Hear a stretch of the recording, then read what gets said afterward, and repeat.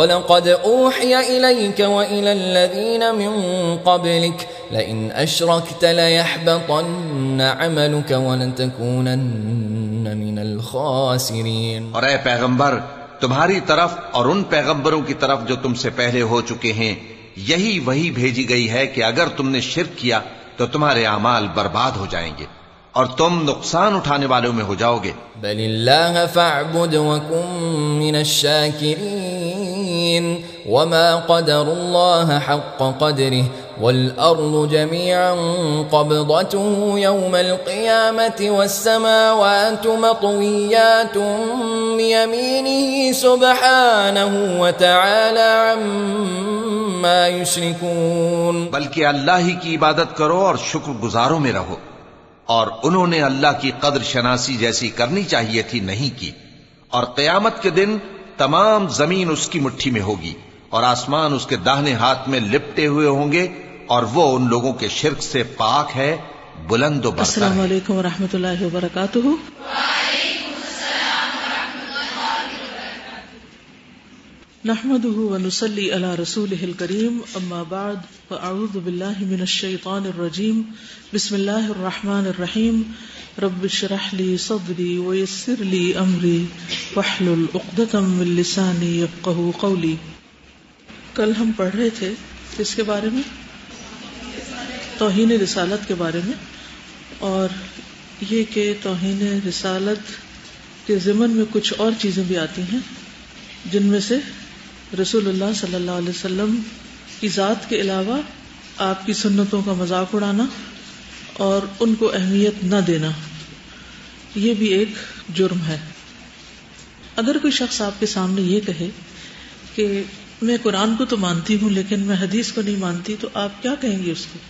اس کے ساتھ کیا معاملہ کریں گی؟ کہ اچھا تمہاری مرضی، کیا کریں گے؟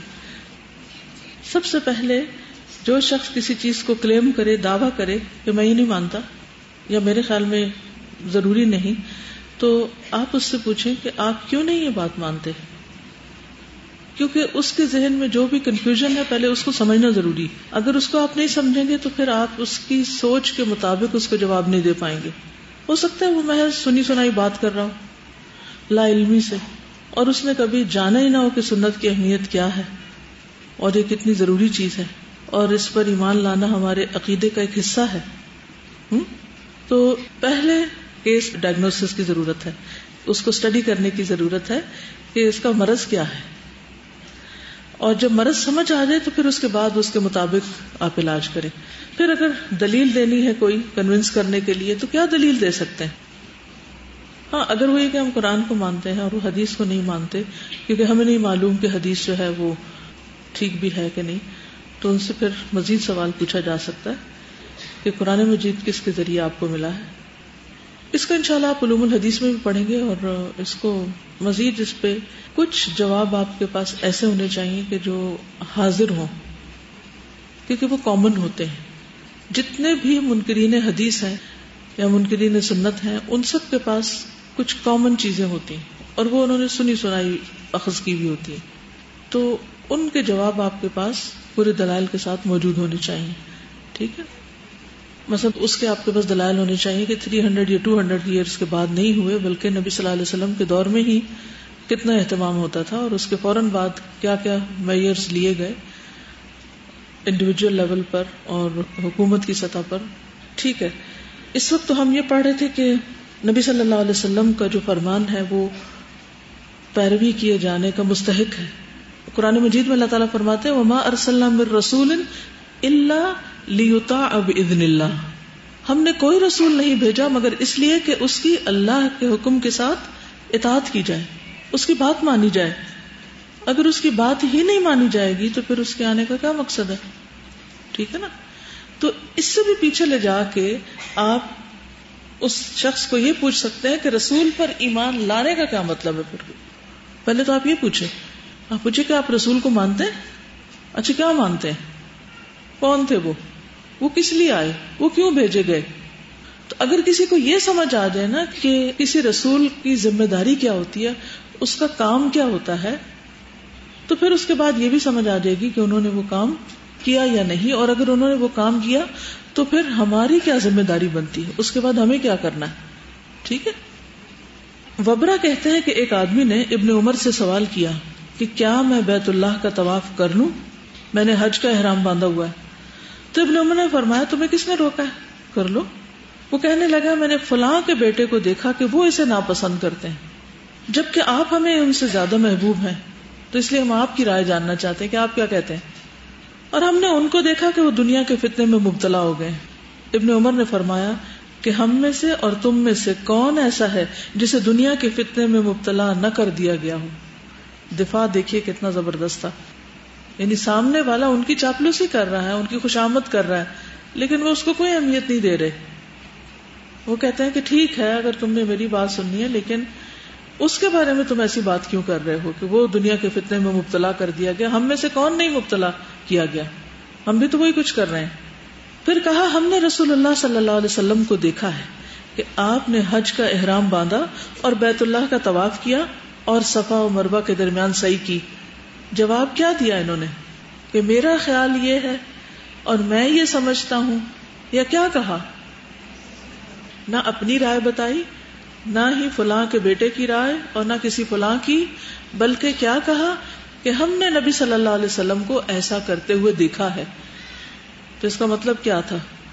اس کا مطلب یہ تھا کہ پھر مجھے اور تمہیں اس کام کے کرنے کی اجازت ہے جسے اللہ کے رسول صلی اللہ علیہ وسلم نے خود کیا ہے. اللہ اور اس کے رسول صلی اللہ علیہ وسلم کی سنت فلاں آدمی کی سنت سے زیادہ حقدار ہے کہ اس کی پیروی کی جائے. اگر تم سچے ہو، اگر تم اپنے دین میں اپنے ایمان میں سچے ہو تو پھر ایسا کرنا ہوگا. یہ صحیح مسلم کی روایت ہے. کوئی اور چیز آپ نے اس روایت سے سیکھی ہو؟ اس سے یہ بھی پتہ چلتا ہے کہ اگر کوئی شخص آپ کے پاس سوال لے کر آئے تو اس سوال کو ہینڈل کیسے کرنا ہے. کتنی زبردست حکمت ہے اس میں. کیا کیا اس نے؟ آپ میں سے کوئی بتائے گا دوبارہ کیا ہوا تھا؟ آپ نے واقعہ سنا ہے؟ واقعہ کیا ہے؟ ایک آدمی آیا، اس نے کیا کیا؟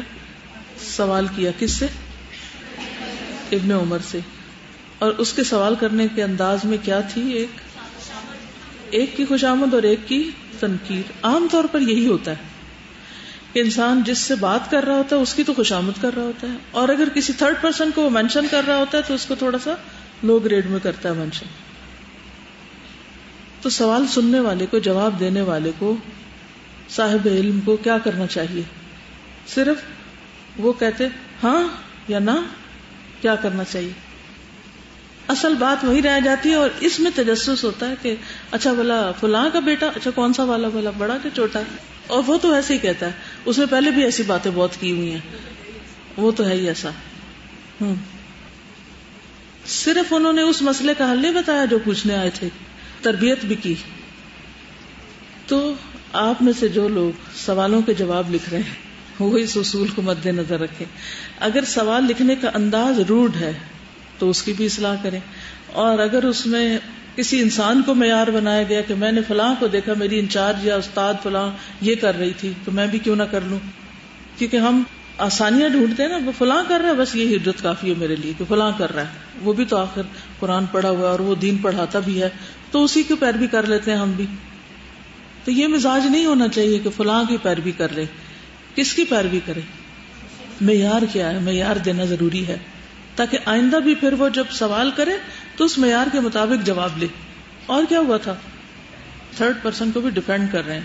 یہ ایک مسلمان کا اخلاق ہونا چاہیے. سب سے پہلی چیز جہاں ہم مار کھا جاتے ہیں وہ ہے صبر کے ساتھ دوسرے کی بات سننا، مسئلے کو سمجھنا کہ مسئلہ ہے کیا، سوال کو سمجھنا، سوال کی تہ تک جانا، سوال کرنے والے کے مزاج کو سمجھنا. ہم کسی کی نیت تو نہیں جان سکتے لیکن انداز سے یہ ضرور پتہ چل جاتا ہے کہ یہ شخص کوئی جواب چاہتا ہے یا فتنہ پھیلانا چاہتا ہے. اس کو بھی سمجھیے. تو سوال جواب جو ہے، یہ کسی کے سوال کا جواب دینا محض اس کے اس خاص حصے یا پورشن کا ہی جواب دینا مطلوب نہیں ہوتا، بلکہ اس کے ذریعے ایک انسان کی پوری تربیت اور اصلاح کا کام ہو سکتا ہے، اور یہ ایک بہترین طریقہ ہے. اور کہیں نہیں یہ نظر آ رہا کہ وہ اپنے آپ کو بڑا کچھ ثابت کر رہے ہوں کہ اپنی امپورٹنس بھی بیچ میں بتا رہے ہیں یا اپنی کوئی بات کر رہے ہیں، وہ تو لیسٹ کنسرن ہے اس کا. ان حکمتوں کو اپنے پاس لکھ لیجئے کہیں، کیونکہ جو دیکھتا ہے آپ کے سر پہ اسکارف ہے وہ آپ سے فتوے لینے پہنچ جاتا ہے. ان باجی سے پوچھتے ہیں، جیسے ڈاکٹر کو دیکھ کے لوگوں کو بیماریاں یاد آ جاتی ہیں نا، ایسے ہی کسی ہمدرد کو دیکھ کے اپنے دکھ یاد آ جاتے ہیں، اور اسکارف والی کو دیکھ کر اپنے مسئلے یاد آ جاتے ہیں. آپ کسی شادی میں ہو، پارٹی میں ہو، رستے میں ہو، کہیں ہو، بس آپ کو دیکھتے ہی لوگوں کو مسائل یاد آ جائیں گے. تو اس سے تو آپ بچ نہیں سکتے. اچھا، کئی لوگ تو پھر اس سے گھبراتے ہیں اور وہ اپنا حلیہ ہی بدل لیتے ہیں کہ نہ ہم ایسے نظر آئے تو نہ ہم سے کوئی پوچھے. کیا یہ طریقہ درست ہے؟ یہ تو شکر کرنا چاہیے، کیونکہ یہ کپڑا سر کا ہمارے دعویٰ کا حصہ ہے. میں جتنا بھی یونیورسٹی میں نے پڑھا، پاکستان میں یا ابراڈ، تو مجھے ہمیشہ یہ ہوتا تھا اور پورے کانفیڈنس کے ساتھ میں پہنتی تھی جو بھی پہنتی تھی کہ یہ خاموش دعویٰ ہے، اور اس سے لوگ مجھ سے سوال کریں گے اسلام کے بارے میں. اور الحمدللہ کئی مقامات پر ایسا ہوا کہ جس مقصد کے لیے میں گئی تھی، جب میں UK میں پڑھ رہی تھی تو ہر سال ویزا رینیو کرانا ہوتا تھا، ایکسٹینشن ہوتی تھی، 1 سال کا ملتا تھا، پھر 1 سال، پھر 1 سال. تو ایک دفعہ ہم رینیو کرانے کے لیے گئے، اس شخص نے نہ یہ دیکھا کہ یہ کیا لکھا ہوا ہے، کیا میں پوچھ رہی ہوں، کیا کہہ رہی ہوں، اس کو تو ایک مشینی انداز میں کر رہا تھا، اور اس کے سارے سوال اسلام کے بارے میں، کیونکہ میں فلی کورڈ تھی. تو اگر میں کسی عام انسان کی طرح جاتی تو وہ بھلا مجھ سے اسلام کے بارے میں کیوں پوچھتا. پھر میں نے اس کو جو بھی بتایا اور اس کے بعد اس کو کتابیں بھجوائیں، اور ایک بہت اچھا موقع ملا. اسی طرح بہت سے اور مواقع بھی. تو اس سے کبھی نہ گھبرائیں کہ ہائے پھر لوگ ہم سے بہت سوال کریں گے. شکر ہے کریں. ہمیں گھبرانے کی بجائے جواب دینے کا طریقہ سیکھنا چاہیے. کیا آنکھیں بند کر لینے سے مسائل حل ہو جائیں گے؟ نہیں، مسائل کو حل کرنا آنا چاہیے. چیلنجز جتنے بھی ہوتے ہیں زندگی میں، مشکلات جتنی بھی ہوتی ہیں، وہ دراصل ہمیں کچھ سکھا رہی ہوتی ہیں، ہمیں نکھار رہی ہوتی ہیں. اس کے بغیر ہم نکھر نہیں سکتے. تو سہل پسندی چھوڑ دیجئے، آرام کی زندگی چھوڑ دیجئے. کیوں؟ یا ایھا المزمل اور یا ایھا المدثر کہہ کے کیا کہا گیا؟ قم فانذر وربک فکبر وثیابک فطہر. وہاں بھی کپڑوں کی بات ہے. والرجز فہجر. تو اگر ہم اپنے پیغمبر کے وارث ہیں تو کچھ تو اخلاق ویسا ہونا ہی چاہیے، کچھ تو وہ کام کرنا ہی چاہیے، ورنہ کون کرے گا؟ اگر ہم نے نہیں کرنا تو کس نے کرنا ہے؟ جن کو پیغمبر کی پہچان ہی نہیں، وہ اس کے ریپرزینٹیٹو کیسے ہو سکتے ہیں؟ تو ایمان کا حصہ نمبر 1 کیا ہے؟ پہچان. اور نمبر 2 کیا ہے؟ اطاعت، اتباع، دفاع. ٹھیک ہے، آپ کی ذات کا، رسالت کا، سنت کا، ان سب چیزوں کا دفاع. ٹھیک ہے، ہم بہت ہائی لیول پہ دفاع نہ بھی کر سکیں تو جتنا جس سے ہمارا انٹریکشن ہو اس لیول پہ تو ہم دفاع کرنے والے ہوں. ٹھیک ہے نا، لڑائی کرنے والے نہیں، گلے پڑنے والے نہیں، آپ ہی کے اخلاق کو اختیار کرتے ہوئے دفاع کرنا. چلیے، ابو قتادہ کہتے ہیں کہ ہم اپنی جماعت کے ساتھ عمران بن حسین کے پاس بیٹھے ہوئے تھے اور بشیر بن کعب بھی موجود تھے. عمران نے اس روز ایک حدیث بیان کی. کہنے لگے کہ رسول اللہ صلی اللہ علیہ وسلم نے فرمایا، حیا پوری کی پوری خیر ہے، یعنی حیا میں خیر ہی خیر ہے، فل آف خیر. بشیر بولے، ہم نے بعض کتابوں میں پایا ہے کہ حیا سے سنجیدگی اور اللہ کی عظمت پیدا ہوتی ہے اور کبھی کمزوری بھی ہو جاتی ہے. یہ سن کر عمران ناراض ہوئے، حتیٰ کہ آنکھیں سرخ ہو گئیں. کہنے لگے، میں تمہارے سامنے رسول اللہ صلی اللہ علیہ وسلم کا فرمان بیان کر رہا ہوں اور تم اس کے مقابل بات کر رہے ہو. یعنی حضور صلی اللہ علیہ وسلم فرمایا، الحیاء خیر کلہ، سب خیر ہے اس میں، یعنی حیا میں کوئی خرابی نہیں. انہوں نے کہا کہ ہاں حیا میں فائدہ بھی ہے لیکن یہ بھی ہے، ہم نے کہیں پڑھا تھا. تو انہوں نے کیسے دفاع کیا کہ اللہ کے رسول صلی اللہ علیہ وسلم کیا فرما رہے ہیں اور تم کیا فلسفے جھاڑ رہے ہو. یہ کیوں کہا انہوں نے؟ کیا ریجیڈیٹی نہیں ہے کہ کسی اور کی بات کوئی یہ کہہ سکتا کہ لو یہ کیسے لوگ ہیں کسی اور کی بات سننا ہی نہیں چاہتے؟ سنے تو صحیح. اس لیے کہ نبی صلی اللہ علیہ وسلم کی بات، کہ جب ہم نے ایک سٹینڈرڈ سیٹ کر لیا کہ نبی صلی اللہ علیہ وسلم کا درجہ سب سے بلند ہے، اور جہاں آپ کی بات آ جائے اس کے اگینسٹ کوئی بھی دنیا کا بڑے سے بڑا شاعر، مفکر، فلاسفر کوئی بھی آ کے اگر اس کی کاٹ کرتا ہے تو ہمارا امتحان ہو جاتا ہے کہ ہم کہاں کھڑے ہیں، اب کس کو لیں گے. کیونکہ اس وقت شک میں پڑنے کی ضرورت نہیں کہ ہاں واقعی یہ بات بھی ہے، اب حدیث تو یہ کہتی ہے بٹ یہ بھی آتا ہے، تو وہ ہو گیا نا، شکی ہو گئے نا اس پر. نہیں، یہ ساری خیر ہے. باقی باتیں جو اتنی ہیں کہ مثلا حیا سے سنجیدگی اور اللہ کی عظمت پیدا ہوتی، یہاں تک ٹھیک ہے، لیکن اور کبھی کمزوری ہو جاتی، یہ نہیں ہم مانتے. کیوں نہیں مانتے؟ اس میں یہ نہیں کہ کوئی انٹالرنس کی بات ہے، یہ انٹالرنس نہیں ہے، کیونکہ اس پہ بہت بلیم کیا جاتا ہے کہ مسلم جو ہیں وہ ٹالرنٹ نہیں ہے. اس میں ان کا سٹائل، انداز، وہ سب کچھ کاؤنٹ کرتا ہے، لیکن بات یہ ہے کہ جو کچھ آپ کہہ رہے ہیں وہ وہی سے آیا ہے، اور جو دوسروں کی حکمت ہے وہ ان کی عقل کی پیداوار ہے. تو جہاں وحی اور عقل سامنے آ جائے وہاں وحی کو لے لیا جائے گا، عقل کو پیچھے رکھ لیا جائے گا. اب مثلاً اگر اس کو تھوڑا سا کریٹیکلی دیکھیں کہ حیا سے کبھی کمزوری پیدا نہیں، اگر آپ شائع فیل کر رہے ہیں تو بات یہ ہے کہ آپ نے ہو سکتا ہے حیا کا معنی ہی نہ سمجھا ہو، اور وہ جو کمزوری کی بات کر رہے وہ کسی اور وجہ سے پیدا ہو رہی ہو، اصل حیا سے نہیں پیدا ہوتی. یہاں ایک اور چیز یہ ہے کہ جس وقت حدیث، یعنی ایک تو جنرلی ہم حیا کی کسی اور کی ڈیفینیشن لے لیں، کسی اور نے کیا کہا، اس نے کیا کہا، اس نے کیا کہا، اس نے کیا کہا. یہ جیسے آپ بات کریں کہ فلاں نے یہ کہا، فلاں نے یہ کہا، فلاں، ٹھیک ہے، وہ ان کی اپنی ڈیفینیشن ہے حیا کی. لیکن جس وقت کوئی حدیث بیان کر رہا اور اس کو کنٹراڈکٹ کرنے کے لیے کچھ اور سامنے لے آیا جائے تو یہ طریقہ درست نہیں ہے.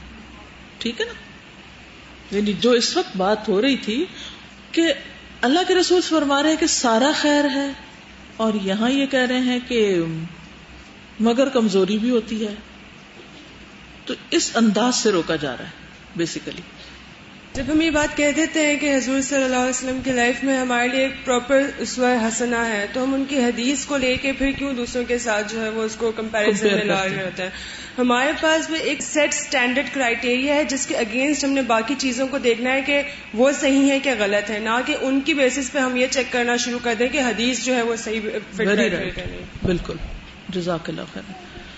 آگے چلتے ہیں تھوڑا سا اور.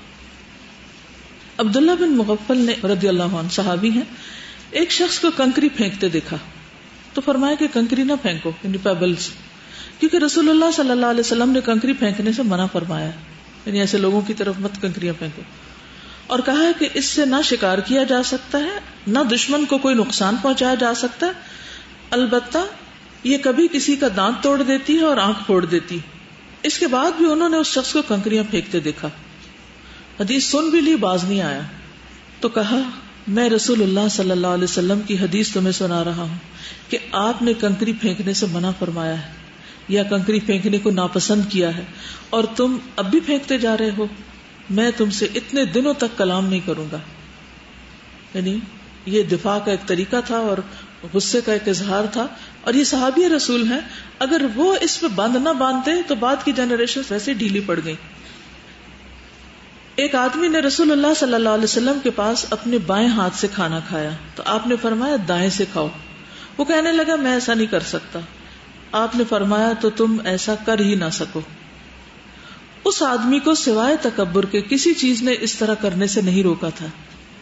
یعنی بہت دفعہ کچھ چیزوں کا انکار صرف ایگو کی وجہ سے ہوتا ہے. راوی کہتے ہیں وہ آدمی اپنے ہاتھ کو کبھی منہ تک نہ اٹھا سکا. صحیح مسلم کی حدیث ہے یہ. ایک اور حدیث ہے، ابو بکر کہتے ہیں رضی اللہ عنہ، میں کسی بھی ایسے عمل کو نہیں چھوڑ سکتا جسے رسول اللہ صلی اللہ علیہ وسلم اپنی زندگی میں کرتے رہے تھے، مگر میں اس پر ضرور عمل کروں گا، کیونکہ میں ڈرتا ہوں کہ اگر میں نے آپ کے کیے ہوئے کسی عمل کو چھوڑا تو میں گمراہ ہو جاؤں گا. یعنی جو کچھ آپ کرتے تھے میں تو کروں گا، کیونکہ مجھے یہ ہے کہ کہیں میں بھٹک نہ جاؤں. کیونکہ وہ صاف حدیث بھی ہے نا کہ جس نے قرآن و سنت کو مضبوط پکڑا وہ کبھی بھی بھٹکے گا نہیں. قرآن مجید میں آتا ہے فَلْيَحْذَرِ الَّذِينَ يُخَالِفُونَ عَنْ أَمْرِهِ أَن تُصِيبَهُمْ فِتْنَةٌ أَوْ يُصِيبَهُمْ عَذَابٌ أَلِيمٌ. جو لوگ رسول صلی اللہ علیہ وسلم کے حکم کی مخالفت کرتے ہیں انہیں اس بات سے ڈرنا چاہیے کہ وہ کسی مصیبت میں گرفتار نہ ہو جائیں یا انہیں کوئی دردناک عذاب نہ پہنچ جائے. تو گویا مصیبتوں کے آنے کی ایک وجہ سنتوں کی خلاف ورزی بھی ہوتی. تو جب کبھی کوئی تکلیف یا پریشانی آئے تو رک کے سوچیں کہ کہیں میری زندگی میں، کہیں میرے اس خاص معاملے میں جس طریقے میں مشکل آئے. ایک تو ان جنرل ہم سوچتے ہیں نا، لیکن مثلا ہم بیمار ہو گئے فار ایگزامپل، تو ایک تکلیف ہے، تو سوچنا چاہیے کہ کہیں میں نے کوئی ایسی سنت تو نہیں چھوڑ دی تھی کہ جس کی وجہ سے میرے ساتھ یہ ایسا ہوا ہے. اسی طرح اگر مثلا بچوں میں کوئی بگاڑ آ رہا ہے تو سوچیں کہیں میں نے کوئی ایسا طریقہ تو نہیں تربیت میں اختیار کیا جو سنت کے خلاف جا رہا تھا.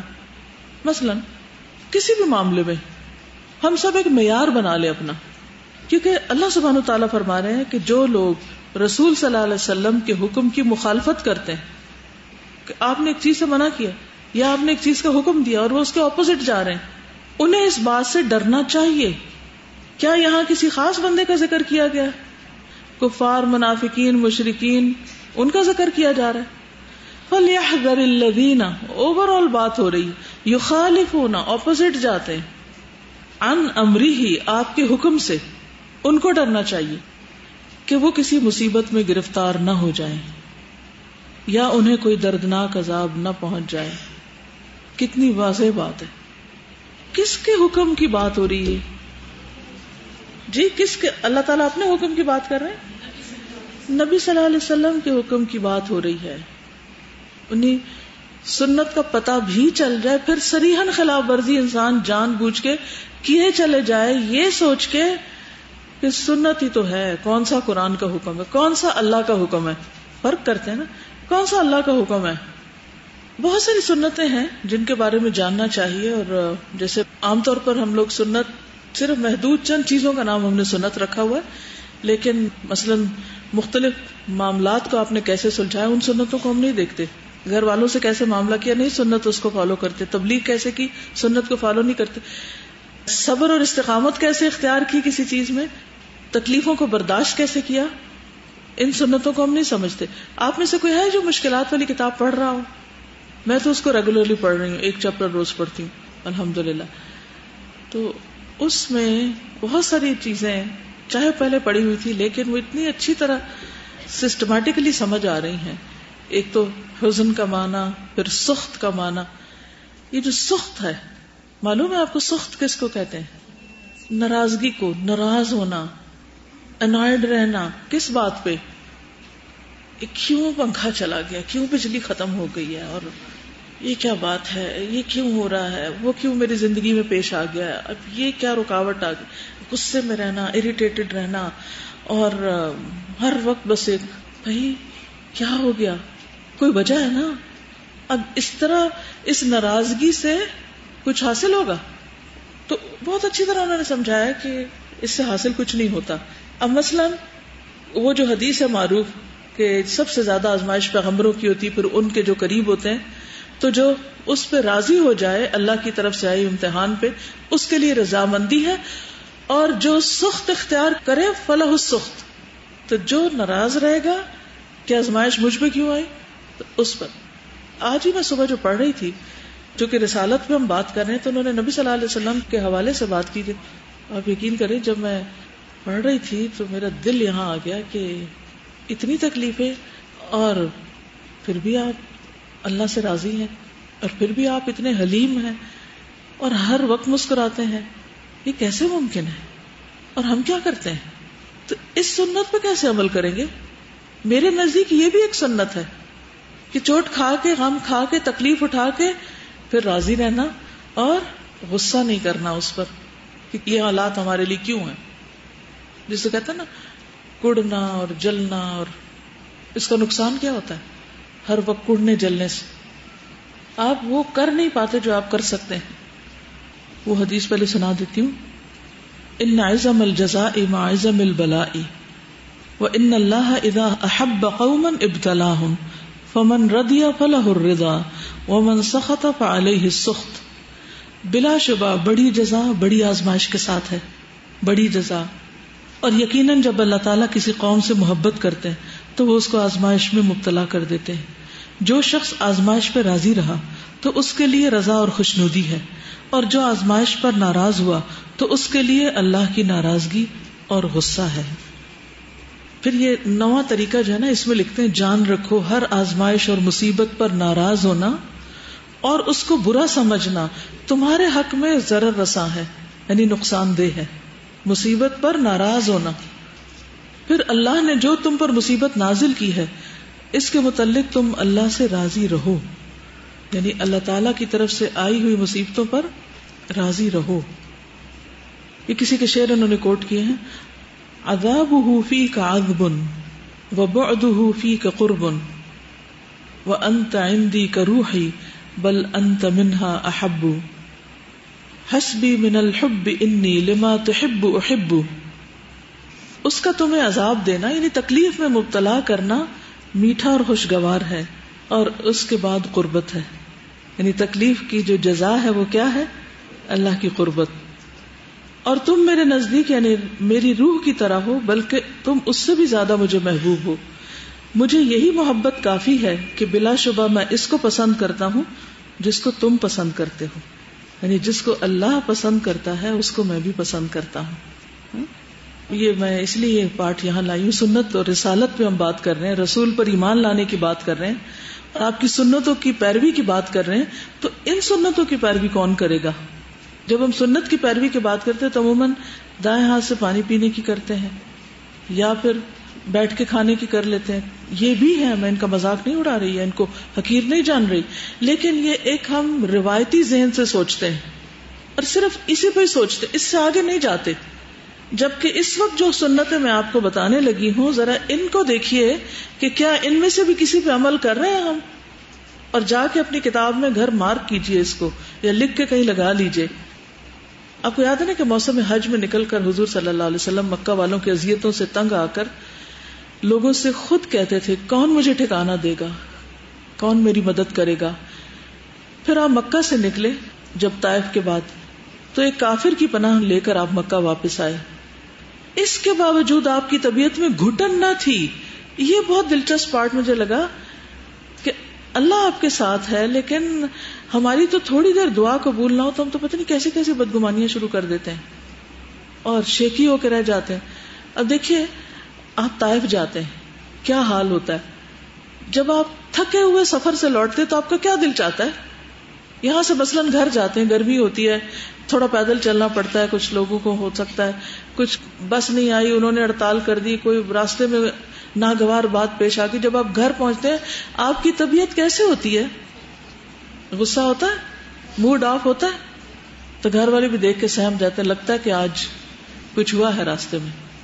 کیا ہم اسے اوائڈ نہیں کر سکتے صرف نبی صلی اللہ علیہ وسلم کی سنت سمجھ کر کہ آپ کو طائف میں جس طرح زخمی کیا گیا اور اب آپ کو مکہ میں اندر آنا ہے، اپنے گھر آنا ہے اور آپ نہیں آ سکتے، یعنی آپ سارے دن کے تھکے ہوئے اور آپ گھر نہ جا سکیں، انٹر نہ ہونے دے کوئی، تو کیسی کیفیت ہوگی؟ ہم کیا کریں گے وہاں؟ تو بہرحال وہ جب آپ پناہ لے کے اندر آتے ہیں آپ کی طبیعت میں نہ گھٹن تھی نہ دل میں کوئی گلہ اور اعتراض. اگر آپ کی جگہ کوئی اور ہوتا تو کہہ اٹھتا اے میرے رب تو خالق و مالک ہے اور میری نصرت اور مدد پہ قادر ہے، پھر میں اتنا کمزور کیوں ہوں؟ جیسا کہ صلح حدیبیہ کے دن حضرت عمر نے کہا تھا کہ جب آپ نے کفار کی ایسی شرطیں مان لی تھی جو بظاہر مسلمانوں کی کمزوری ظاہر کرتی تھی، کیا ہم حق پر نہیں؟ اپنے دین میں ہم اتنے کمزور کیوں ہیں؟ جب عمر نے یہ سوال کیے تو رسول اللہ صلی اللہ علیہ وسلم نے کیا جواب دیا تھا؟ انی عبد اللہ ولن یضیعنی، میں اللہ کا بندہ ہوں، وہ مجھے ہرگز ضائع نہیں کرے گا. اتنا اعتماد، اس کو ایمان کہتے ہیں، اس کو توکل کہتے ہیں کہ اس وقت اگر ہم دوسرے دشمن کے مقابلے میں کمزور بھی نظر آ رہے ہیں تو بھی میرے رب کی رضا یہی ہے اور مجھے کبھی بھی ضائع نہیں کرے گا.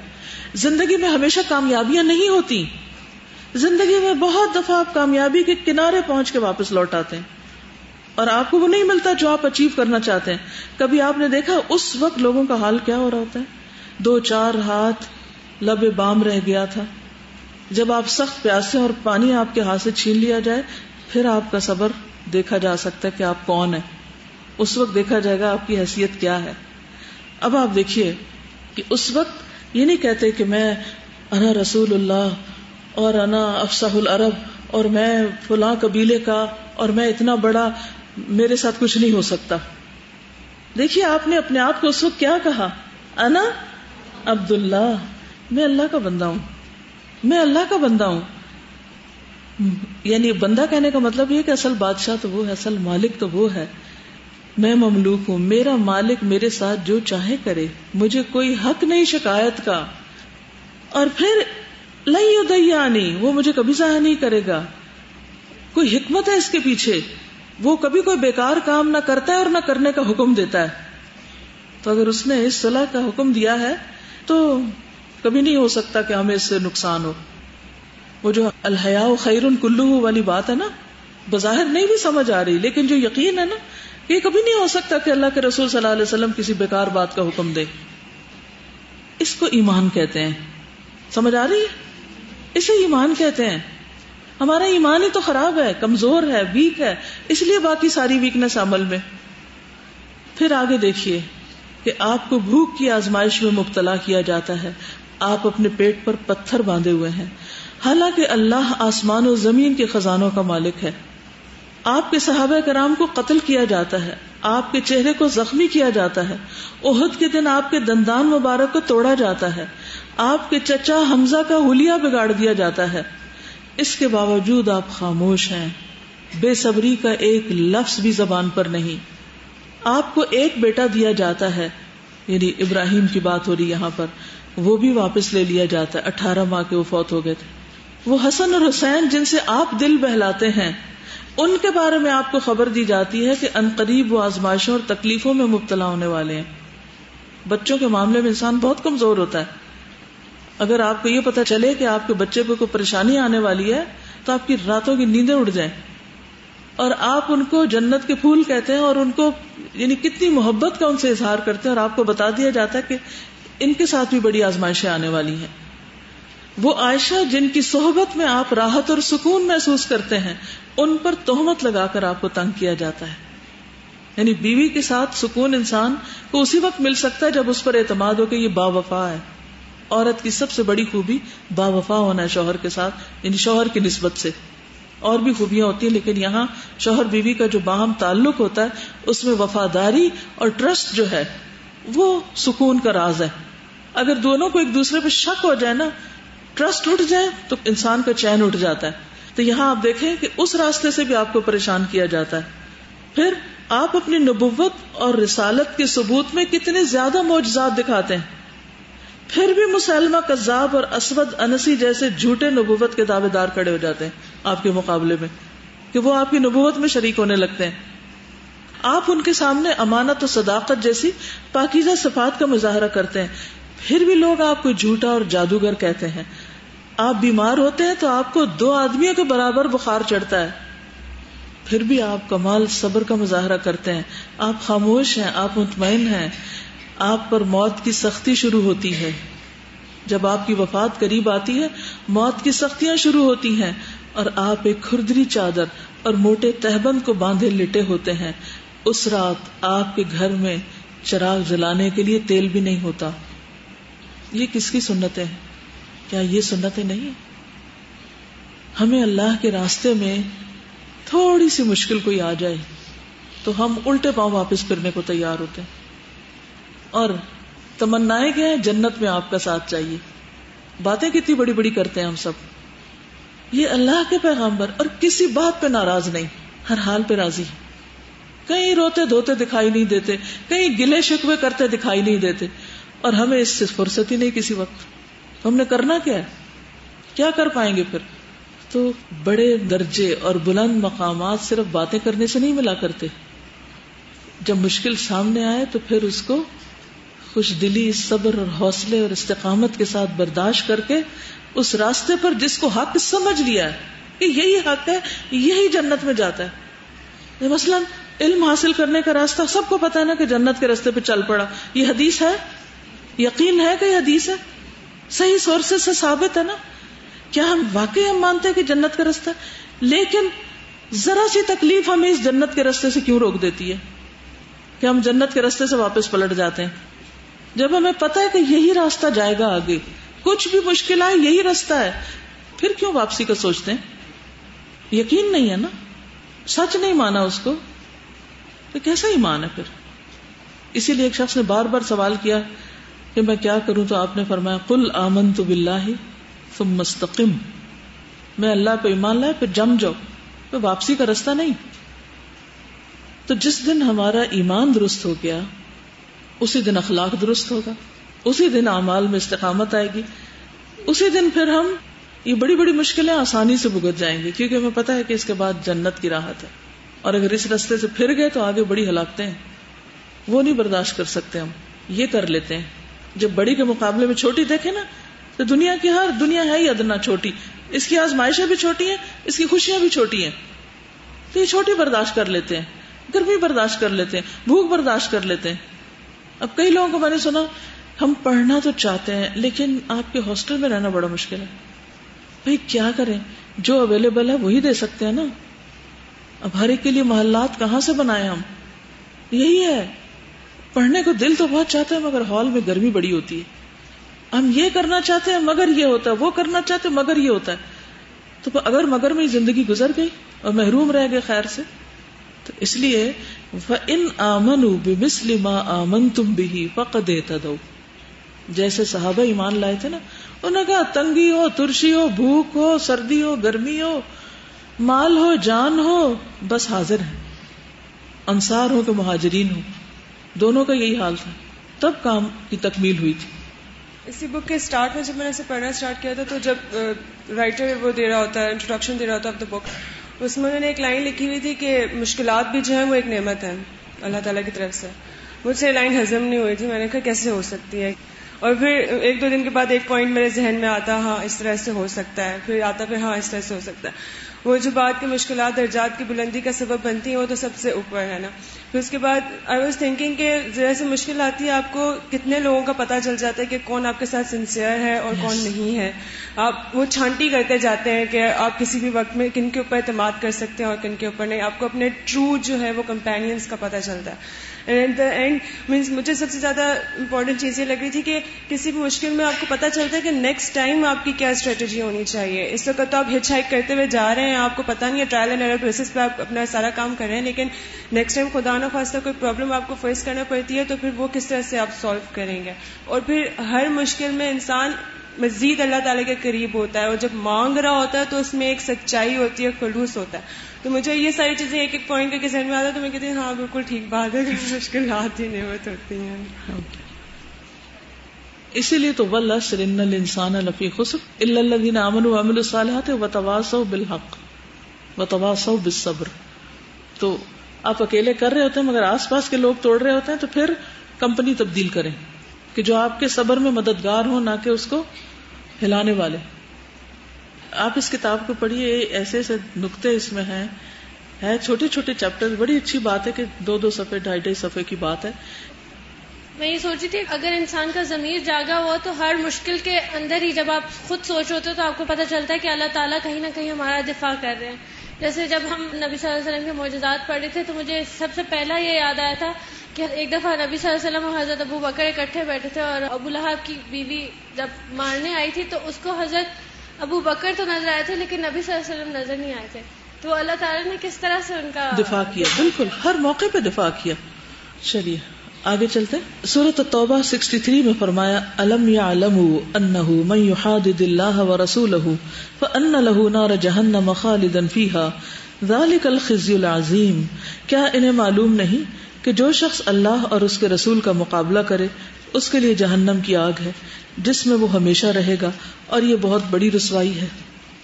یعنی اللہ کے رسول کا راستہ چھوڑنا جو ہے وہ بہت بڑی رسوائی کی بات ہے، کیونکہ وہ ایک اور کھڈے میں گرانے والا ہے جہنم کے.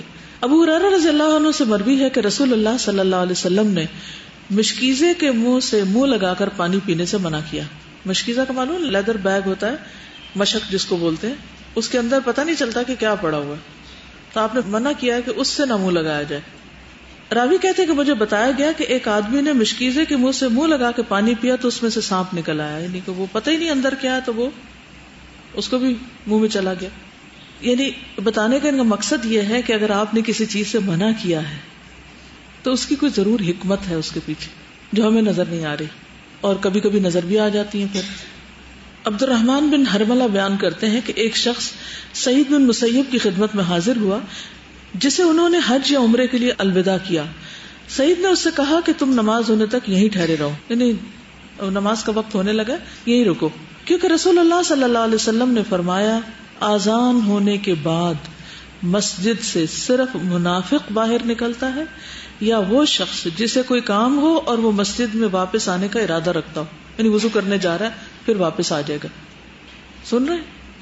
آذان ہونے کے بعد مسجد سے منافق ہی باہر نکلتا ہے یا پھر وہ شخص جس کا کوئی ضروری کام ہے اور وہ کر کے واپس آئے گا، دوبارہ نماز میں شامل ہو جائے گا. وہ شخص بولا میرے ساتھی ہررا میدان میں میرا انتظار کر رہے ہیں، I have to leave، مجھے جلدی ہے، مجھے جانا ہے. انہوں نے روکا کہ بھی اذان ہو گئی ہے، تم کیسے مسجد چھوڑ کے جا رہے ہو؟ انہوں نے کہا نہیں مجھے جانا ہے. پھر وہ شخص چلا گیا. راوی بیان کرتے ہیں کہ سعید کو اس کی طرف سے پریشانی لاحق ہو گئی کہ یہ سنت کی مخالفت کر کے گیا ہے، یہاں تک کہ انہیں یہ بتایا گیا کہ وہ شخص اپنی اونٹنی سے گر گیا ہے اور اس کی ران کی ہڈی ٹوٹ گئی. یعنی انہوں نے واضح حکم سنایا، اس کے باوجود وہ نکل گیا باہر. سعید بن مسیب تابعی، ان کو کیوں پریشانی لگ گئی؟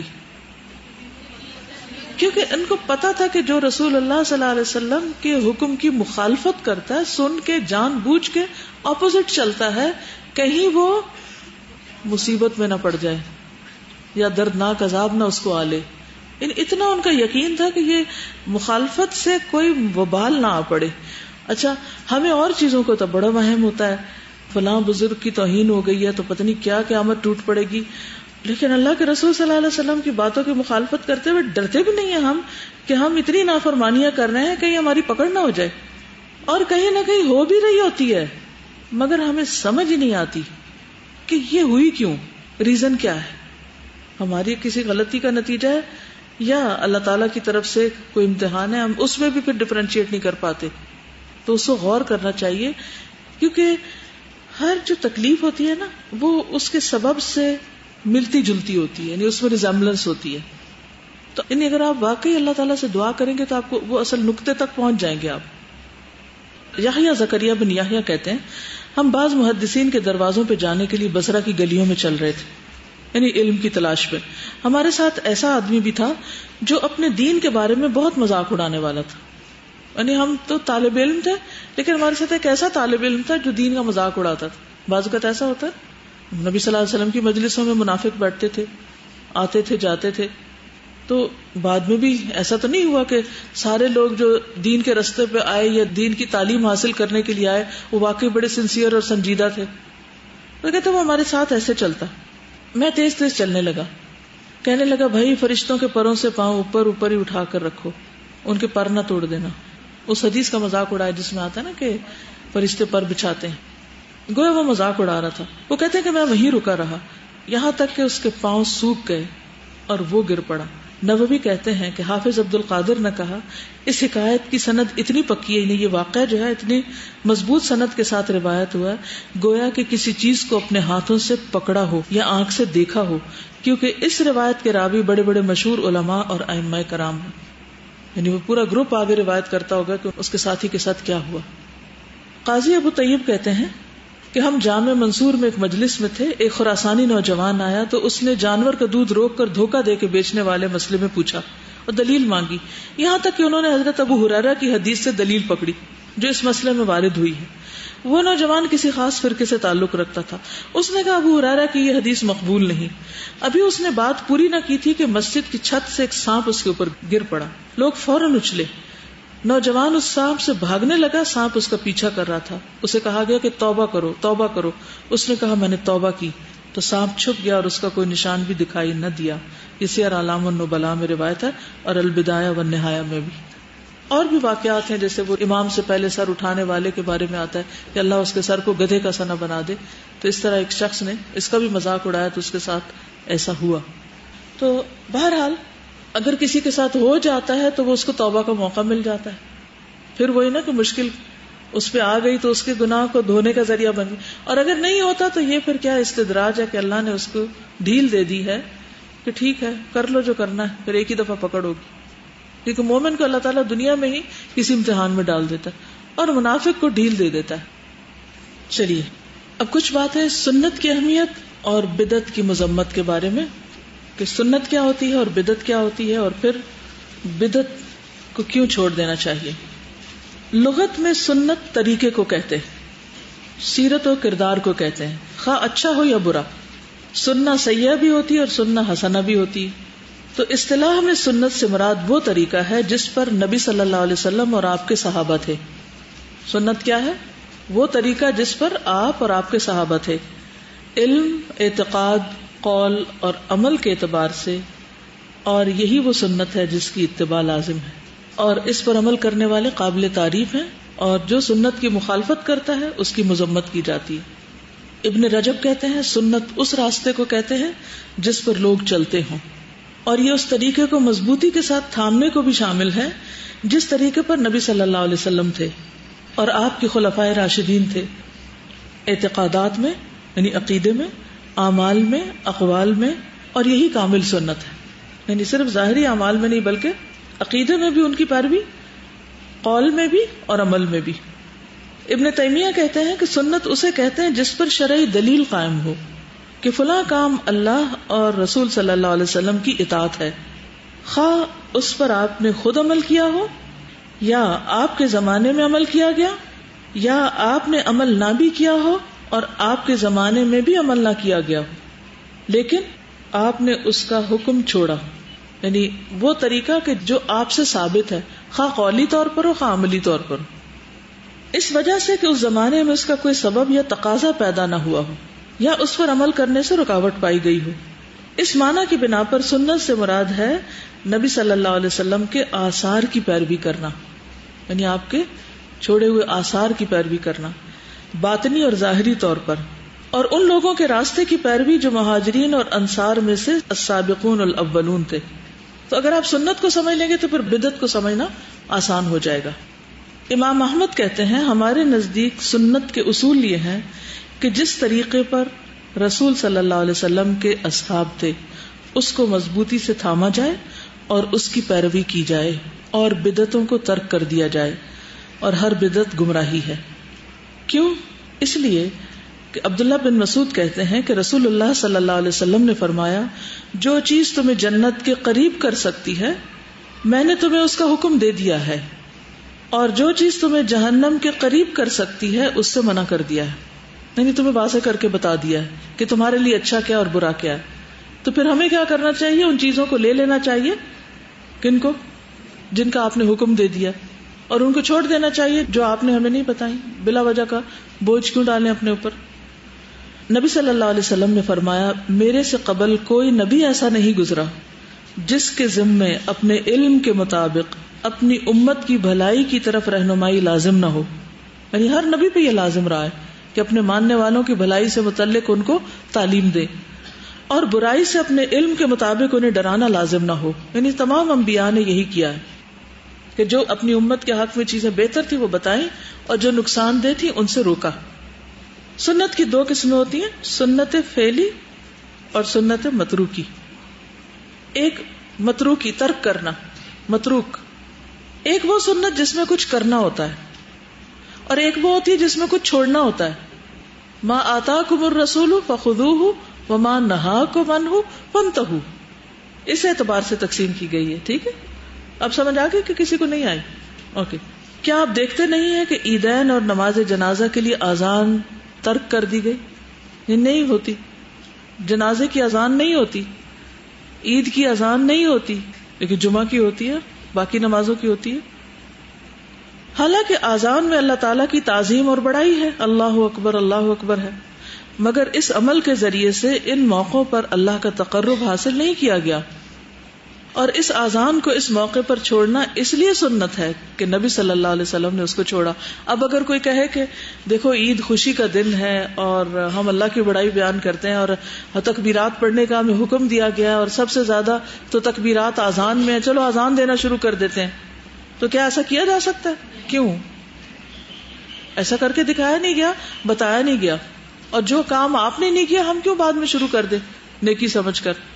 اور یہ صحابہ نے سمجھ لیا تھا، اس لیے ان کی طرف سے کثرت سے بدعتوں کے بارے میں عمومی طور پر ڈرایا گیا. یعنی صحابہ اس چیز کو بہت چھوڑنے والے تھے. حتیٰ کہ حذیفہ بن یمان نے کہا کہ ہر وہ عبادت جس کو صحابہ نے بطور عبادت سر انجام نہیں دیا تم بھی اسے عبادت سمجھ کر مت کرو. ٹھیک ہے، اس کو چھوڑ دو. ہر وہ کام جسے صحابہ نے عبادت سمجھ کے نہیں کیا تم بھی اس کو عبادت سمجھ کے مت کرو. یہ بات یاد رہے گی کیونکہ یہ باتیں آپ کو بدعت سمجھنے میں مدد دیں گی.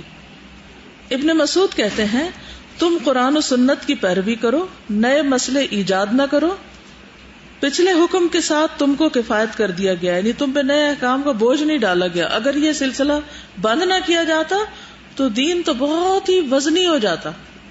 جتنا دین ہے اتنا بھی عمل کرنا مشکل ہو جاتا ہے. تو کہاں یہ کہ لوگوں کو حق دے دیا جاتا اچھا وہ اپنی مرضی سے عبادتیں گھڑتے رہیں، پھر حال کیا ہوتا؟ اگر لوگوں کے عمل کو عبادت سمجھ لیا جاتا تو پھر کیا ہوتا نتیجہ؟ کچھ بھی کرنے کے قابل نہ ہوتے. اتنا بوجھ پڑ جاتا کہ ہم چلنے کے قابل نہ رہتے، جو فرض ہوتے وہ بھی چھوڑ دیتے. تو سب سے پہلے سنت کو لازم پکڑنے کا حکم ہے.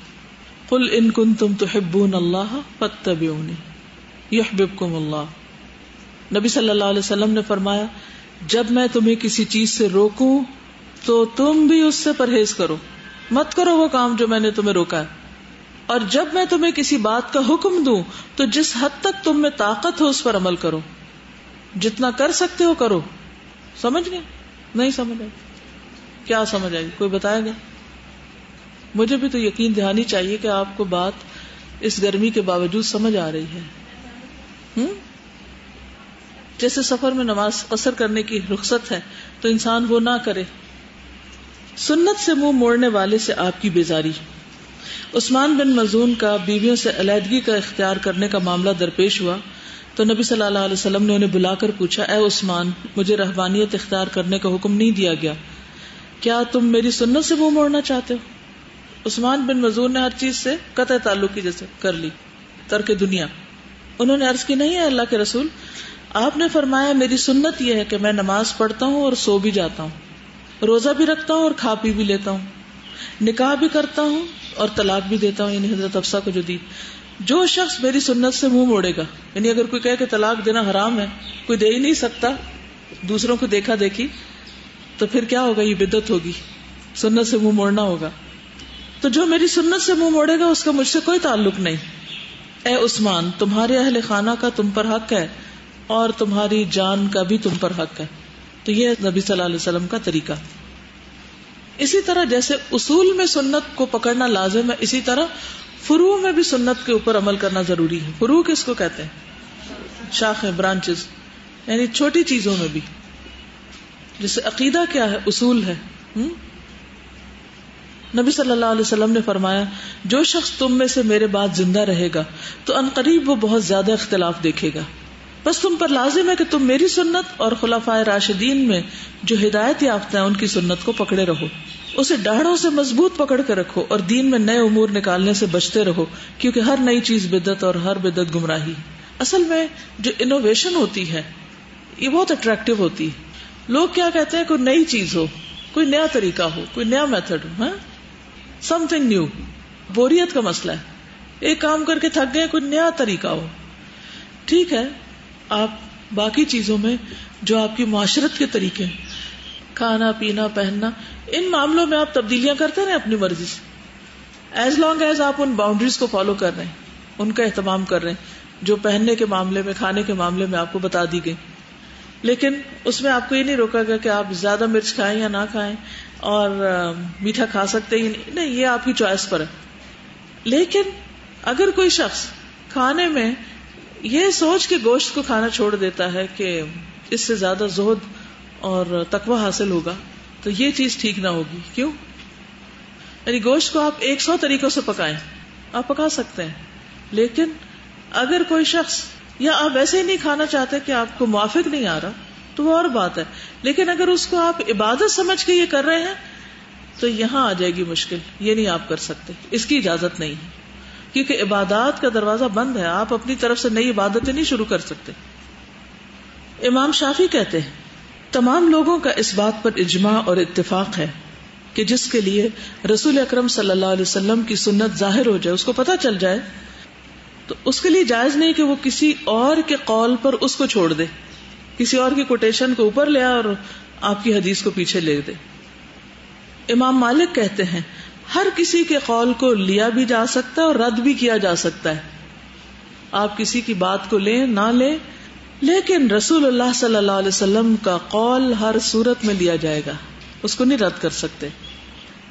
ابن خزیمہ کہتے ہیں کہ ایک عالم کے لیے حرام ہے کہ وہ سنت کو جاننے کے بعد اس کی مخالفت کرے. اچھی نیت کے ساتھ سنت کی موافقت کا ہونا ضروری ہے. ابن قیم کہتے ہیں جو شخص علماء کے اقوال کو نصوص پہ پیش کرے، یعنی قرآن کی آیت اور حدیث کے مقابلے میں پیش کرے، اور ان اقوال یعنی ان کے کوٹس اور ان کے سینگز جو ہیں ان کا نصوص کے ساتھ موازنہ کرے، کمپیریزن کرے، اور ان میں سے ان کے اقوال کی مخالفت کرے جو نص کے مخالف ہوں، نہ تو اس نے ان کے اقوال کو بے قدر کیا اور نہ ہی ان کا حق مارا. یعنی اگر کوئی کسی انسان کے قول کو ایک طرف کر دے اور پروفٹ کی بات کو لے لے تو اس کا یہ مطلب نہیں کہ اس نے علماء کی توہین کر دی، بلکہ اس نے ان کی پیروی کی، کیونکہ ان سب علماء نے یہی حکم دیا ہے، وہ خود بھی یہی کرتے تھے. تو حقیقی طور پر ان کا فالوور، ان کی پیروی کرنے والا وہی ہے کہ جو اس پر عمل کرے جس کی انہوں نے نصیحت کی، نہ کہ وہ جو ان کی مخالفت کرے. ٹھیک ہے. پھر دینی معاملات میں نبی صلی اللہ علیہ وسلم کی طرف رجوع. آپ نے فرمایا اگر تمہارا کوئی دنیاوی معاملہ ہو تو وہ تم مجھ سے بہتر جانتے ہو، کیا پکانا ہے کیا کھانا ہے، اور اگر دین کا معاملہ ہو تو اسے میرے پاس لے کر آیا کرو. سلمان فارسی کہتے ہیں کہ ان سے کہا گیا کہ تمہارے نبی تم کو ہر بات کی تعلیم دیتے ہیں، یہاں تک کہ رفع حاجت کے لیے بیٹھنے کا طریقہ بھی بتایا گیا ہے. تو حضرت سلمان نے بہت کانفیڈنٹلی کہا کہ ہاں وہ ہمیں یہ بھی بتاتے ہیں اور ہمیں کوئی شرم نہیں اس میں. قیامت تک کے لیے ہماری دینی ضروریات پوری کر دی گئی ہیں، اب کسی اور کی ضرورت نہیں ہے ہمیں. عبید اللہ بن عمر بیان کرتے ہیں کہ عمر بن عبدالعزیز نے خطبہ دیتے ہوئے ارشاد فرمایا، اے لوگو، بے شک اللہ نے تمہارے نبی کے بعد کسی اور نبی کو مبعوث نہیں کرنا، کوئی اور نہیں آئے گا، اور اس نبی پر اپنی جو کتاب نازل کی تھی اس کے بعد کسی اور کتاب کو نازل نہیں کرنا. لہذا اپنے نبی کی زبان کے ذریعے اللہ تعالیٰ نے جن چیزوں کو حلال قرار دیا وہ قیامت تک حلال ہیں، اور اپنے نبی کی زبان سے جن چیزوں کو حرام قرار دیا وہ قیامت تک حرام ہیں. آپ یہ نہیں کہہ سکتے کیونکہ اس دور میں تو اتنی ریسرچز نہیں تھی اور پتہ نہیں تھا کہ یہ چیز کتنے فائدے کی ہے، لہٰذا آج تو پتہ چل گیا تو اس لیے ہم اس کو ریورس کر دیتے ہیں. نہیں، ہماری تحقیق میں غلطی ہو سکتی. اور آپ نے کئی دفعہ دیکھا ہوگا، ایک دفعہ ایک دوا کے بارے میں اتنی بری بری رپورٹس آتی، کچھ دن کے بعد کہتے ہیں کہ نہیں. جب بھی میں پڑھتی ہوں نیوز وغیرہ تو میں ہمیشہ دیکھتی ہوں کہ بہت ایک تھرلنگ سی نیوز دیتے ہیں کہ فلاں دوا جو ہے اس کے یہ سائیڈ ایفیکٹس ہیں، یا فلاں چیز فلاں بیماری کا علاج ہے، اور پھر کچھ دن کے بعد کہتے ہیں ایک اگلا اس کا اپ ڈیٹ آ جاتی. تو اپ ڈیٹس تو آتی رہتی. کیا انسانوں کی کوئی چیز بالکل فائنل بھی ہے؟ نہیں. لیکن اللہ سبحانہ وتعالیٰ نے جو کچھ دیا ہے وہ بالکل فائنل ہے. الیوم اکملت لکم دینکم، لکیر لگ گئی، اس کے بعد کچھ بھی نہیں. کسی اور کی بات دین نہیں بن سکتی. اب دیکھیے، ایک ہوتا ہے کہ آپ ایسی جگہ ہیں جہاں آپ کے پاس بیٹھنے کی جگہ نہیں ہے، یا تو ایکسیپشنل کیسز ہر جگہ ہوتے ہیں. ہمارا دین ایسا سخت نہیں ہے کہ اگر کوئی شخص اتنا مجبور ہے کہ وہ کر ہی نہیں سکتا وہ کام تو اس کو پھر بھی مجبور کرے. لیکن جب سب کچھ ہم کر سکتے ہیں اور جان بوجھ کے ڈھیل کریں اور اس کو حقیر سمجھیں، بلٹل کریں اور کہیں کہ یہ زیادہ بہتر ہے، کسی اور کی بات زیادہ اچھی ہے، تو وہ طریقہ درست نہیں ہوگا. چلیے تھوڑا سا اور آگے کر لیتے ہیں. یہ تو ہم مانتے ہیں نا کہ نبی صلی اللہ علیہ وسلم کی رسالت قیامت تک کے لیے اور سب انسانوں کے لیے، اور دین مکمل ہو چکا ہے، تو پھر نئی باتوں کی کوئی گنجائش رہتی؟ بات ہی ختم.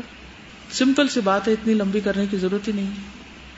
نبی صلی اللہ علیہ وسلم نے کیا اللہ تعالیٰ کی ہمیں پہچان کرا دی ہے؟ جتنا ضرورت تھا وہ بتا دیا ہے. تو اب ہمیں اسماء و صفات کے بارے میں جھگڑنے کی ہے کوئی ضرورت؟ جو پتا چل گیا وہ ہم کہیں ہمیں اتنا ہی پتا ہے، اور جو نہیں بتایا تو ہم کیا کہیں کہ اس کی شاید ضرورت نہیں تھی، اس کا فائدہ نہیں تھا، ابھی ہم اس قابل نہیں تھے کہ اس سے زیادہ علم حاصل کر سکیں. اللہ کے بارے میں، اللہ کی ذات کے بارے میں، فرشتوں کے بارے میں جتنا ضرورت تھا وہ سب بتا دیا گیا. اس سے زیادہ کی ہمیں ضرورت نہیں. اس سے زیادہ کی کیا، پھر تو لوگ کہتے ذرا دکھا بھی دیں کہ کیسے ہیں، تو پھر تو ایمان لانے کی کیا ضرورت ہے اگر وہ نظر ہی آ جائے تو. یہ جو آتا نا کہ خلق الموت والحیات لیبلوکم ایکم احسن عملا، تو اس کی ایک شرط کیا ہے احسن عمل کی؟ کہ وہ سنت کے مطابق ہو. یس، عمل صالح کی 2 شرطیں ہیں نا، ایک تو کیا ہے اخلاص، اور دوسرے اچھا یہ سنت پیروی کرنا صرف مردوں کا کام ہے یا عورتوں کے لیے بھی کوئی ضروری ہے؟ سب کے لیے ضروری ہے. وما كان لمؤمن ولا مؤمنة اذا قضى الله ورسوله امرا ان يكون لهم الخيرة من امرهم ومن يعص الله ورسوله فقد ضل ضلالا مبينا. کسی مومن مرد اور عورت کو یہ حق نہیں کہ جب اللہ اور اس کا رسول کسی کام کا فیصلہ کر دے تو ان کے لیے اپنے معاملے میں کچھ اختیار باقی رہ جائے، اور جو اللہ اور اس کے رسول کی نافرمانی کرے تو یقیناً وہ سری گمراہی میں جا پڑا. جھگڑوں اور اختلافات کا حل کس چیز میں ہے؟ قرآن و سنت کی پیروی. کوئی دلیل دیں. یا ایھا الذین آمنوا اطیعوا اللہ واطیعوا الرسول واولی الامر منکم فان تنازعتم فی شیء فردوه الی اللہ والرسول ان کنتم تؤمنون باللہ والیوم الآخر. اگر تم اللہ اور آخرت پر ایمان رکھتے ہو تو کیا کرو؟ اللہ رسول اور اولی الامر کی بات مانو. جھگڑا ہو جائے تو اللہ رسول کے پاس جاؤ، پھر اولی الامر نہیں، اللہ رسول کے پاس جاؤ، جو وہ کہیں گے اس کو مانو. ٹھیک ہے. پھر آپ دیکھیے کہ آپ نے خود بھی فرمایا نا کہ تم میں سے جو شخص زندہ رہے گا بہت سے اختلافات دیکھے گا، تو اس کو کیا آپ نے حکم دیا کہ میری سنت اور خلفائے راشدین کی سنت کو لازم پکڑو. قرآن مجید میں آتا ہے کہ سنت پر عمل کرنے میں زندگی ہے. کسی کو آیت یاد ہے اس کی دلیل؟ سنت پر عمل کرنے میں زندگی ہے، یعنی یہ زندگی بخشنے والا کام ہے. یا ایھا الذین آمنوا استجیبوا للہ وللرسول اذا دعاکم لما یحییکم. اے لوگو جو ایمان لائے ہو، لبیک کہو اللہ رسول کی پکار پر جب وہ تمہیں اس چیز کی طرف بلائیں جو تمہیں زندگی بخشتی ہے. ٹھیک ہے. سنت انسان کو حکمت سکھاتی. ابو عثمان نیسابوری کہتے ہیں جس نے اپنی جان پر قول اور فعل کے اعتبار سے سنت کو امیر بنایا وہ حکمت کے ساتھ بولے گا. حکمت کا سب کو شوق ہے نا کہ ہمیں ملے، تو وہ کیسے ملتی ہے؟ جو اپنی جان پر قول اور فعل دونوں اعتبار سے سنت کو حاکم بنائے تو وہ حکمت کے ساتھ بولے گا، اور جو اپنے نفس پر قول اور فعل کے اعتبار سے خواہش کو امیر بنا لیتا ہے اس کی زبان پر بدعت کا اظہار ہوگا. ٹھیک. یعنی اگر آپ خواہشات کی تکمیل کریں گے تو بدعتوں میں پڑیں گے، اور اگر آپ واقعی رسول کی پیروی کرنا چاہتے ہیں تو پھر سنت کے پیچھے چلیں گے. یہ جو ہے نا یوم تبیض وجوہ وتسود وجوہ، ابن عباس اس کی تفسیر کیا بیان کرتے ہیں کہ اس کا معنی وہ اہل سنت ہوں گے جو آپس میں اتحاد اور اتفاق رکھتے ہیں، اور سیاہ چہرے بدعتیوں کے اور فرقہ بازی کرنے والوں کے ہوں گے. اور جو لوگ دین میں نئی نئی بدعتیں نکالیں قیامت کے دن ان سے اس کا حساب ہوگا. سنت سے ہٹنا سراسر گمراہی کا طریقہ ہے. عبداللہ کہتے ہیں جو آدمی یہ چاہتا ہو کہ وہ کل اسلام کی حالت میں اللہ سے ملاقات کرے، آپ بھی چاہتے ہیں وَلَا تَمُوتُنَّ إِلَّا وَأَنْتُمْ مُسْلِمُونَ، تو اس کے لیے ضروری ہے کہ وہ ان ساری نمازوں کی حفاظت کرے ان مقامات میں جہاں ان کی اذان کہی جاتی. اللہ تعالیٰ نے تمہارے نبی کے لیے ہدایت کے طریقے متعین کر دیے اور یہ نمازیں بھی ہدایت کے طریقوں میں سے ہیں. اور اگر تم اپنے گھروں میں نماز پڑھو جیسا کہ یہ پیچھے رہنے والا اپنے گھر میں پڑھتا ہے تو تم نے اپنے نبی کے طریقے کو چھوڑ دیا. اور اگر تم اپنے نبی کے طریقے کو چھوڑ دو گے تو کیا ہوگا؟ اگر تم اپنے نبی کے طریقے کو چھوڑ دو گے تو گمراہ ہو جاؤ گے. حدیث میں آتا ہے، السلسلہ صحیحہ کی حدیث ہے، من لم یعمل بسنتی فلیس منی، جو میری سنت پر عمل نہ کرے وہ مجھ سے نہیں، یعنی اس کا پھر مجھ پر کیا ایمان ہے. ایک اور حدیث ہے صحیح بخاری کی، آپ نے فرمایا کل امتی يدخلون الجنۃ الا من ابا، قالوا یا رسول اللہ ومن یابا، قال من اطاعنی دخل الجنہ ومن عصانی فقد ابا. فرمایا میری ساری امت جنت میں جائے گی سوائے ان کے جنہوں نے انکار کیا. صحابہ نے پوچھا یا رسول اللہ صلی اللہ علیہ وسلم کون انکار کرے گا؟ فرمایا جو میری اطاعت کرے گا وہ جنت میں داخل ہوگا، اور جو میری نافرمانی کرے گا اس نے گویا انکار کیا. تو جنت میں لے جانے کا ذریعہ ہے کیا؟ سنت کی پیروی. عبداللہ کہتے ہیں مجھے یہ بات پتہ چلی کہ دین میں سب سے زیادہ سنت کو ترک کرنا آئے گا. ایک ایک سنت کر کے دین سے اس طرح رخصت ہوگی گویا جیسے کوئی رسی ایک ایک دھاگا کر کے ٹوٹتی جاتی ہے. رسی کیا ہوتا ہے نا، رسی کبھی کھولی آپ نے؟ پھر کھولے تو کیا ہوتا ہے، اس کے مزید ریشے نظر آتے ہیں، پھر وہ ایک ریشہ نکل گیا، پھر دوسرا، پھر تیسرا، تو پھر دوبارہ آپ اس سے کیا رسی بنائیں گے؟ تو سنتیں بھی ایسے ہی آہستہ آہستہ آہستہ ایک ایک ریشہ چھوٹی چھوٹی غیر محسوس طریقے سے ٹوٹتی جائیں گی، اور آخر میں کوئی چیز نہیں رہے گی جس کو آپ کو پکڑنا ہے. وَاعْتَصِمُوا بِحَبْلِ اللَّهِ جَمِيعًا. پھر وہ تین طرح کے لوگ، تین طرح کی زمین سے جو تشبیہ دی گئی. ایک وہ ہوتے ہیں جو نرم زمین کی طرح پانی جذب بھی کر لیتے ہیں اور خوب ہریالی اگاتے ہیں. دوسرے سخت ہوتے ہیں خود لیکن پانی روک لیتے ہیں. تیسرے وہ نہ پانی روکتے ہیں نہ کسی اور کے فائدے کے ہوتے ہیں. آپ نے کیا فرمایا؟ اور جس نے سر نہ اٹھایا، توجہ نہ کی، اس نے گویا قبول ہی نہیں کیا. پھر صحابہ کرام جو تھے وہ سنتوں کی پیروی بھی کرتے تھے اور آپ کے چھوٹی چھوٹی چیزوں کو بھی فالو کرتے تھے. حضرت ابن عمر کی خاص طور پر مثالیں آپ نے پڑھی ہوں گی حدیث کورس میں. کوئی بتائے گا مجھے؟ کوئی ایک چیز بتا دیجئے ان کی. بٹن کھول دیتے تھے، ایک حدیث بیان کرتے، اور خاص رستے سے گزرتے تھے، ادھر جا کے رکتے تھے، پھر چلتے تھے. جب بلال نکلے تھے خانہ کعبہ سے، پوچھا کہاں نماز پڑھی تھی. یعنی ہر چیز میں پیروی کرتے. چلیے اب میں چاہ رہی تھی کہ بدعت کے اوپر آپ سے بات کر لی جائے. اچھا، بدعت کا معنی کیا ہوتا ہے بائی دی وے؟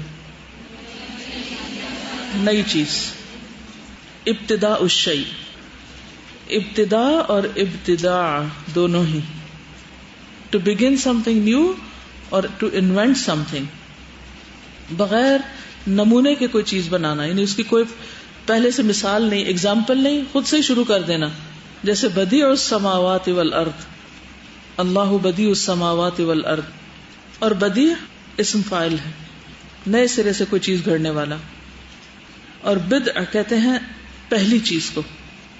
کیا عیسائیوں نے کوئی بدعت ایجاد کی تھی؟ کسی ایک بدعت کا نام بتائیے. قرآن مجید میں آتا ہے نا یہ لفظ، اس حوالے سے بات کر رہی ہیں. عیسائیوں نے کون سی بدعت ایجاد کی تھی؟ رہبانیت. دلیل ہے کوئی؟ وَرَهْبَانِيَّةً ابْتَدَعُوهَا. اور رہبانیت کو انہوں نے خود ایجاد کر لیا تھا. رہبانیت کیا ہوتی ہے؟ ترک دنیا. ہمارے دین نے تو اس کی اجازت نہیں دی، نہ عیسیٰ علیہ السلام نے اس کا حکم دیا. تو عیسائیوں نے اپنے پیغمبر کا طریقہ چھوڑ کر دین میں خود سے ایک نیا راستہ نکالا، بے وجہ خود کو مشقتوں میں مبتلا کیا. جیسے کل بھی انہوں نے بات کی تھی نا کہ حضرت عمر کے پاس ایک راہب آیا تو اس کا عبادت کر کر کے برا حال تھا، اور حضرت عمر اس کو دیکھ کر رونے لگے. اس کا انجام کیا ہوگا؟ پھر اللہ کا شکر کہ جس نے ہمیں اپنا راستہ دکھایا، ورنہ ہم بھی اس کی عبادت ایسے طریقوں پہ کرتے جو اس کو پسند ہی نہیں، قبول ہی نہیں، تو کہاں ہوتے. تو کسی بھی چیز کو ایجاد کرنا بدعت کہلاتا ہے، اس طرح کہ پہلے سے اس کی کوئی بھی مثال نہ ہو، کوئی اس کا مادہ نہ ہو، اور وہ سنت کے مخالف ہو، سنت کے اپوزٹ ہو. دین میں نیا طریقہ، خصوصاً عقائد اور عبادات میں.